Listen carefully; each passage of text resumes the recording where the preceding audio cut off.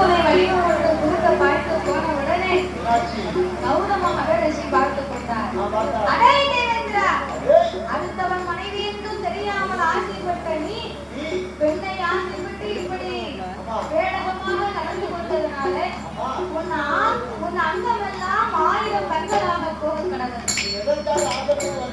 அதற்காகவே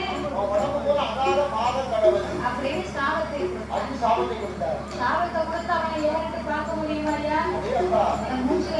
முகத்தை பார்க்க முடியுமா? அப்ப மாறிய உடனே தெய்வங்கள் மன கவலைப்பட்டான். கௌதம மகரிஷியே, தெரியாமல் செய்துவிட்டு இந்த சாபத்தை விமோசனம் எனக்கு எப்போது கிடைக்கும்? அதே தெய்வேந்திரா, எங்கேயும் போக முடியாது, வர முடியாது. அதனால உன்னுடைய கண்களுக்கு மட்டுமே இது தெரியும் அப்படின்னு சொல்லி அவனுக்கு சாப விமோசனத்தை கொடுத்தார். அகலிகையை தொங்குடியாரை பார்த்து அவளுக்கும் சாபத்தை கொடுத்தார்.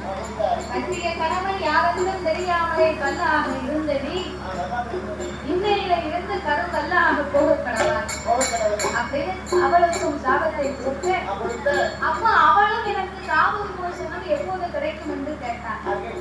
அப்ப கௌதம மகரிஷி சொன்னார், இந்த வையகத்தை ஆள்வதற்கு வைகுண்ட பெருமாள் என்னைக்கு பூமியிலே அவதரித்து அயோத்தியாபுரியிலே அரிராமமூர்த்தி என்னைக்கு அவதரித்து இந்த பாதையாக வருகிறாரோ அவர் பாதம் மேல படும்போது உனக்கு பாவ விமோசனம் கிடைக்கும் அப்படின்னு சொன்ன உடனே அதற்காகவே அகலிகை காத்துக் கொண்டிருந்தார். இந்த விவரத்தை விஸ்வாமித்திர மாமுனிவர் ஸ்ரீராமனுக்கு எடுத்து சொல்லிக் கொண்டே வர ஸ்ரீராமனுடைய பாதமாகப்பட்டது ஒரு கருங்கல்லின் மேல பட்டது. கருங்கல்லின் மேல் பட்டவுடனே என்ன நடக்க தெரியுமா? கல்லாக இருந்தது ஒரு பெண்ணாக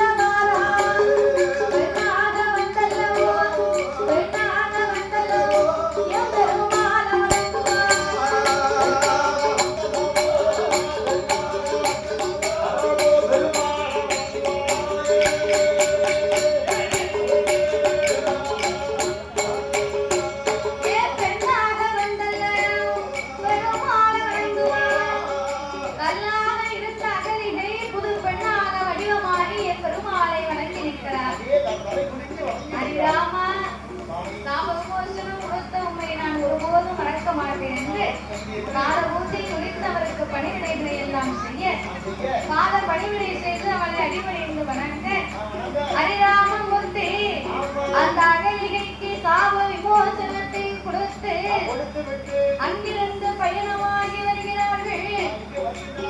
அப்ப எங்க போறவங்க ஸ்ரீராமமூர்த்தியாகப்பட்டவர் விஸ்வாமித்திரர் இடத்திலே கேட்டுக்கொண்டே வருகிறார்.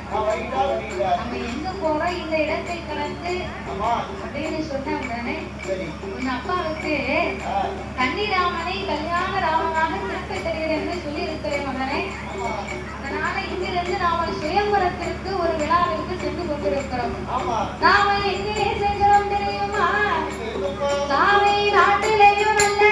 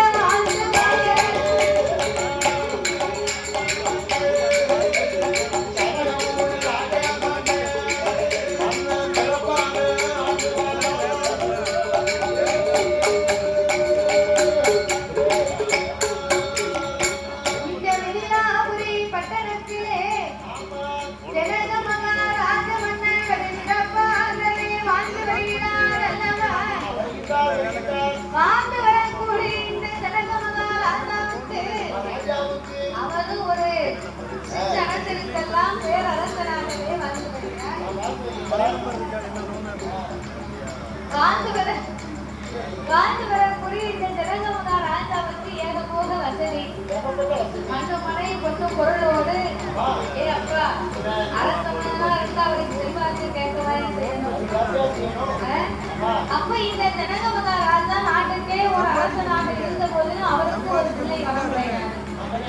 அப்ப பிள்ளை வரவில்லாம இந்த ஜனகமுகா ராஜமன்னனாகப்பட்டவர் தன்னுடைய அரண்மனையில இருக்கக்கூடிய பணி செய்யக்கூடிய தலையாரிமார்கள் மந்திரிமார்களை வரவழைத்து தன்னுடைய தோட்டத்திலே சென்று உழுது அதை பயிரிடுமாறு வேலையாட்களுக்கு வேலையை சொன்னார். வேலை செய்யக்கூடிய வேலையாளர்கள் தவறுடைய நிலத்திலே பயிரிடுவதற்காக உழுது கொண்டிருந்தார்கள். அப்ப உழுது கொண்டிருக்கும் போது அந்த கலப்பையின் ஒரு முறை ஒரு பெட்டியிலே கட்ட ஏதோ ஒன்று தட்டுகிறதற்கு அந்த இடத்தை தோண்டி பார்த்தார்.